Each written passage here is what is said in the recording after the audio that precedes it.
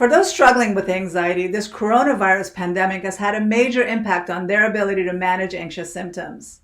All week, I've had patients telling me how triggered their anxiety has been and how much they find themselves searching and Googling online for new updates. Hi, I'm Dr. Nafisa Sekandari, a licensed clinical psychologist specializing in anxiety-based disorders. For those struggling with anxiety, having some level of control leads to a sense of calm.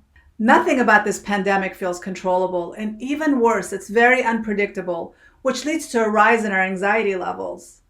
Of course, the reality is that on any given day, there's a lot we can't control in our lives, and everything related to this pandemic is no different. But if we stop and think, there are many things we actually can control. Today, I'll talk about some steps you can take and talk about ways to regain control and ease your anxiety during this time of uncertainty. The first step involves what not to do.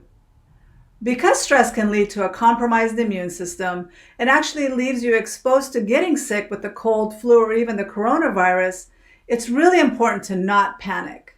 Panicking also leads to us making impulsive and rash decisions, so it's really important to remain calm so you can remain in control of your own decisions and actions. It's also super important to avoid the constant exposure to the news. Watching news nonstop will put you in a state of fight or flight, which means your body's stress response is on high alert and ready to either run away or to fight to survive.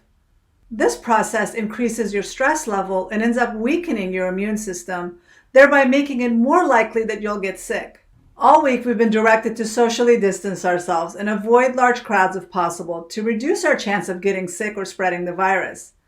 Social distancing can help us, but what if our jobs and financial needs don't allow for this? Not all of us have the luxury of staying home and reducing contact with others, but we do have the ability to avoid shaking hands with others and keeping our physical distance within limits, even if we have to go to work. Of course, the last thing to avoid doing is avoid touching your face and eyes and make sure you're frequently washing your hands.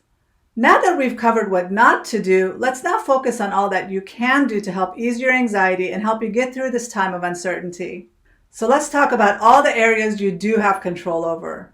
Yes, there is a lot we can't control, such as the personal hygiene related to other people, what the media does, how the government even handles the situation, or whether we'll have access to toilet paper. But there are many, many things we do have control over, and that's where our energy needs to be directed instead of freaking out about what we can't control.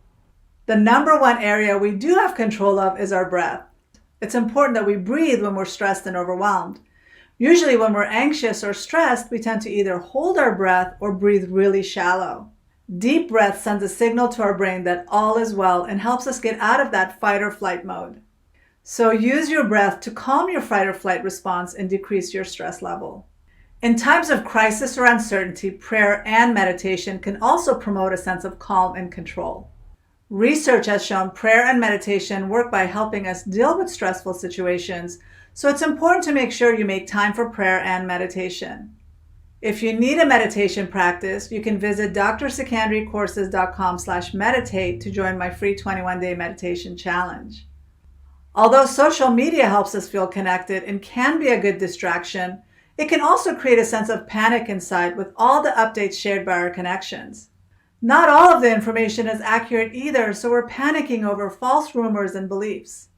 It's important to take a social media break and allow your mind to recharge and refresh. Take this opportunity to focus on self-care and make sure you're eating healthy and clean foods, exercising, and getting enough sleep by going to bed before midnight. This would be a great time to start a project, learn something new, read an uplifting book, watch a positive and uplifting movie, or spend quality time with your loved ones.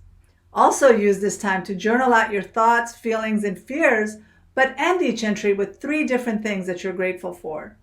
If you can't physically hang out with friends and family because you're choosing to socially distance yourself, make sure to reach out via text, emails, or video calls.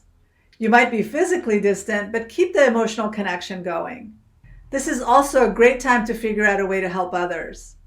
You can do this either through donations to charitable organizations that are helping out the poor and needy, or offering to pick up food or groceries for neighbors that can't go out or can't afford the essentials and deliver it to those in need.